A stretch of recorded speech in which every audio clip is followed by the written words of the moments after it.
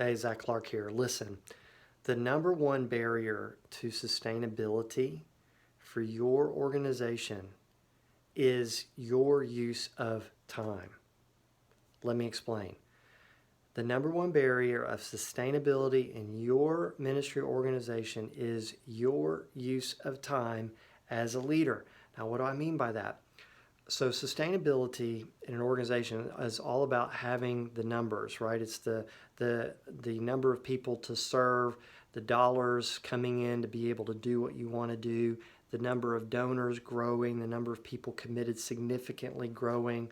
It's the health, right? The fuel that you need to be able to keep doing what it is that you're called to do.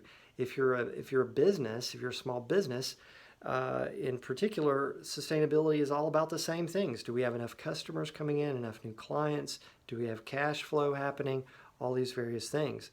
And it's so easy to think that, sustainability is sort of this cloud hanging over your head, this pressure of there's not enough dollars, there's not enough people, there's not enough customers, there's not enough people to serve, there's not enough donors. But the reality is that there is nearly an unlimited amount of money in this world, and there is nearly unlimited amounts of people in this world.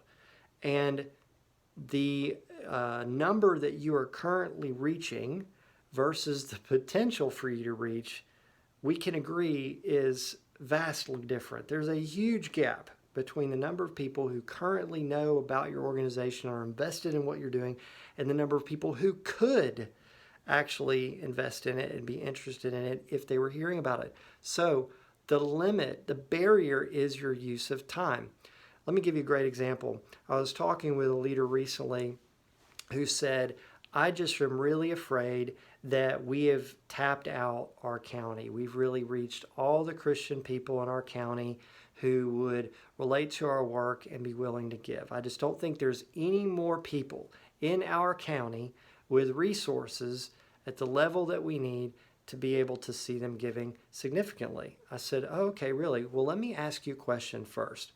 How many people are on your follow-up list? Meaning, how many people have you met with up to this point, shared your plan with, and you're going to be following up with them to try to encourage them to give? I said, get that number in your head.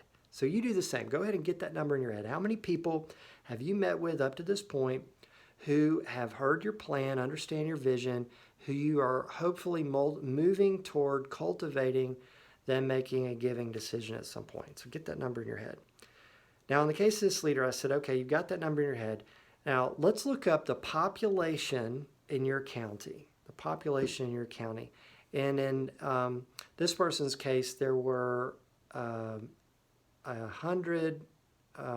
100,000 people. Nearly 1 million people. It's 800,000 people in this county. And so I said, could we assume that maybe 2% of the entire population has the resources to actually impact what you're doing? Would that be a fair assumption? And she said, sure, it's 2%. I said, okay, 2%, that's basically 18,000 people have the ability, you're saying, to give significantly. 18,000. She said, that's right. I said, so now how many people have you met with? How many people are on your follow-up list at this point? 4. Okay, so that's what I'm talking about. The gap between the potential to reach and where you currently are. The problem with that gap is your use of time, right? It's not the lack of people.